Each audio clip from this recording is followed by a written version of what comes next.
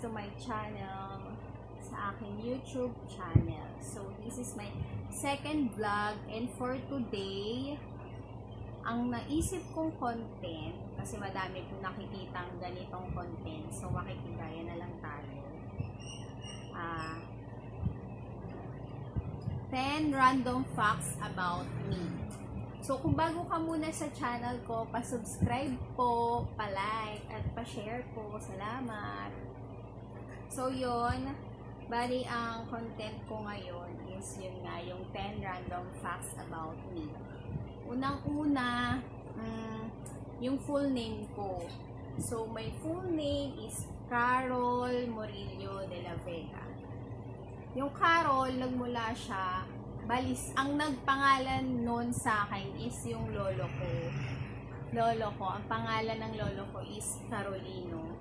O, diba? Buti nga hindi naisipang Carolina. Ang sagwa, diba?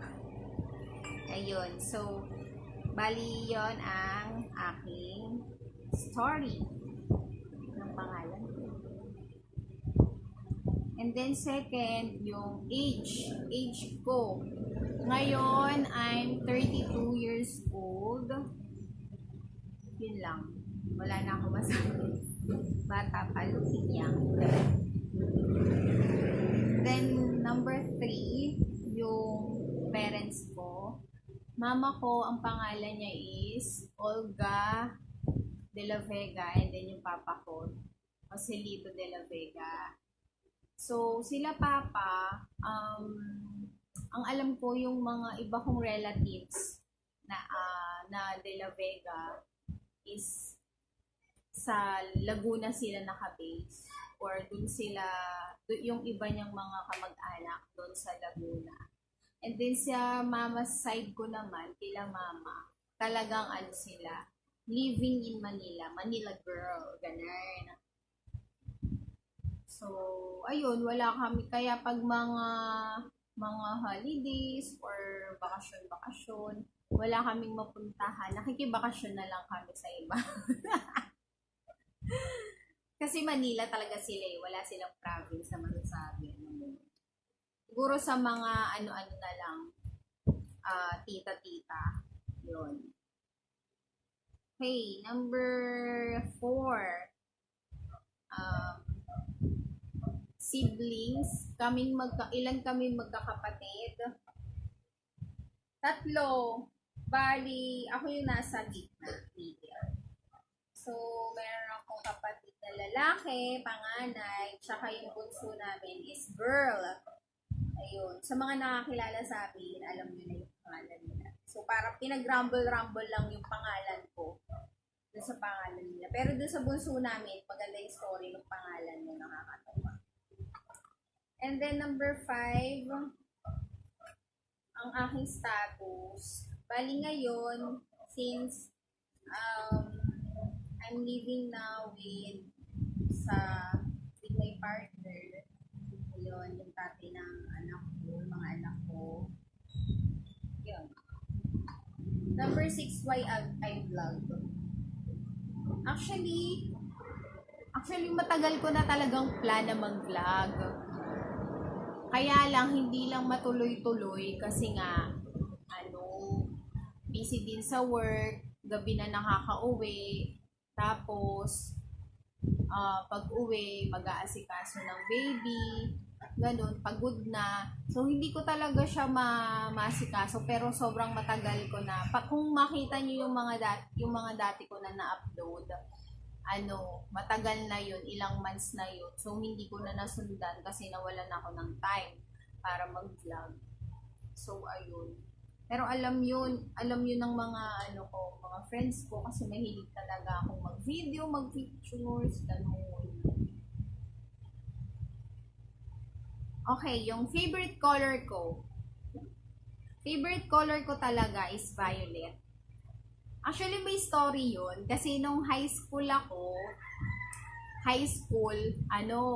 workshop. Meron kaming workshop nun eh. Kasi scholar ako noon nung high school. Diba? Tali-talinuhan.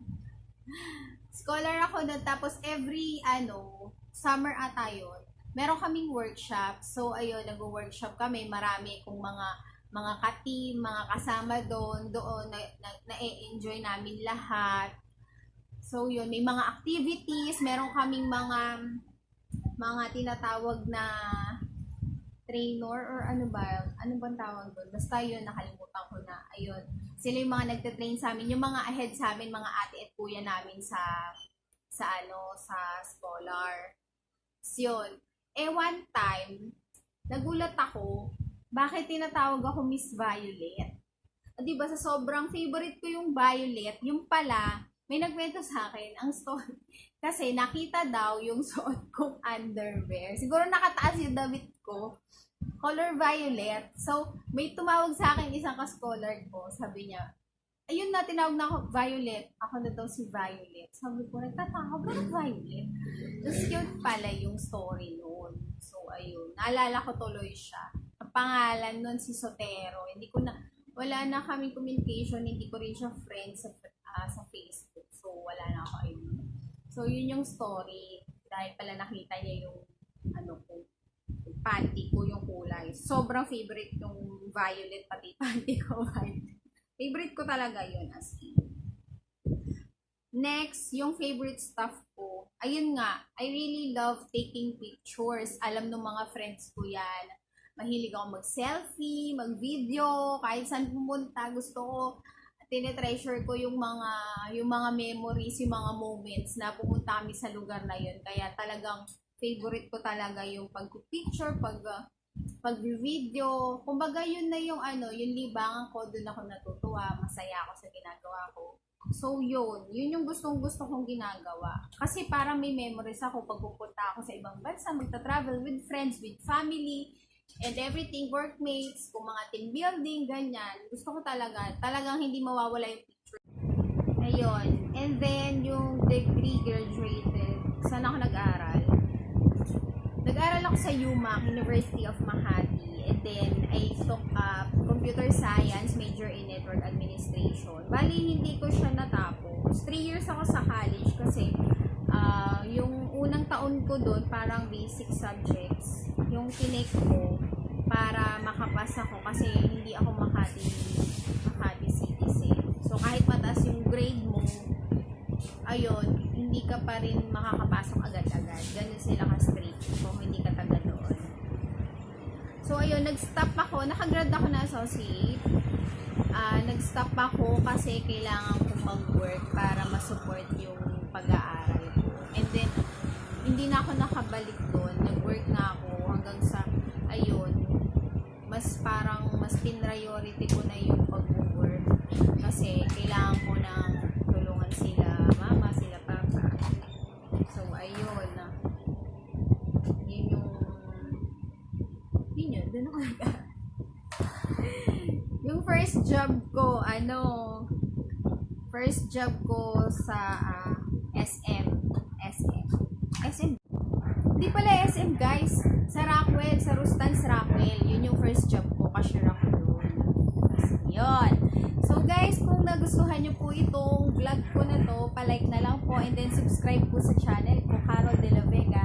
Sa mga nag-subscribe na maraming salamat po. And then, mag-update pa po ako ng mga ibang vlog. Sana po panoorin nyo pa po at matuwa kayo sa mga